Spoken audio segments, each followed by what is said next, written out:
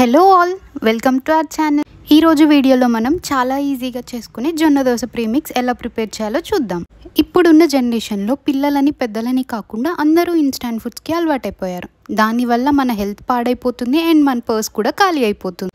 Unhealthy అని తెలిసినా కూడా కొంతమంది టైం సరిపోక అండ్ వర్క్ టెన్షన్ వల్ల కూడా ఈ ఇన్స్టెంట్ ఫుడ్స్ని ప్రిఫర్ చేస్తారు. సో అలాంటి వారి కోసమే నేను ఈరోజు ఈ జొన్న దోశ ప్రీమిక్స్ పౌడర్ని చూపిస్తాను. ఈ ఒక్క పౌడర్ ఉంటే చాలు, మనం ఇన్స్టెంట్గా దోశలు వేసుకోవచ్చు అండ్ దోశలు చాలా టేస్టీగా ఉంటాయి.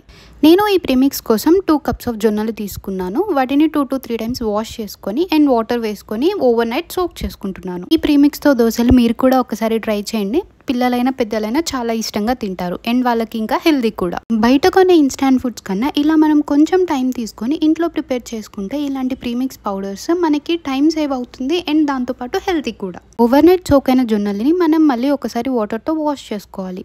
తర్వాత ఒక క్లీన్ టవల్ ఆర్ ఒక క్లాత్ తీసుకొని దానిపైన ఈ జొన్నలని వేసుకొని sun dry or fan dry, మీకు ఏది పాసిబుల్ ఉంటే అలా డ్రై చేసుకోవాలి.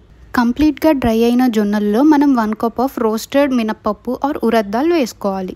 వాటిని రెండు బాగా కలిసేలాగా మిక్స్ చేసుకోవాలి. ఒక మిక్సర్ జార్ తీసుకొని దానిలో జొన్నలు అండ్ మినపప్పు కలిపిన మిక్చర్ని వేసుకొని స్మూత్గా గ్రైండ్ చేసుకోవాలి. గ్రైండ్ చేసుకున్న మిక్చర్ని ఒకసారి సీవ్ చేసుకోవాలి. అప్పుడు మాత్రమే మనకి ఇంకా ఏమన్నా గ్రైండ్ అవ్వని పార్టికల్స్ ఉంటే సపరేట్ అయిపోతాయి.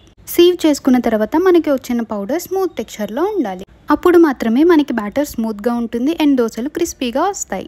ఈ ప్రీమిక్స్ పౌడర్ని ఒక 8 కంటైనర్లో వేసుకొని స్టోర్ చేసుకోవడమే. ఈ ప్రీమిక్స్ పౌడర్ని మనం 2 to 3 months వరకు స్టోర్ చేసుకోవచ్చు.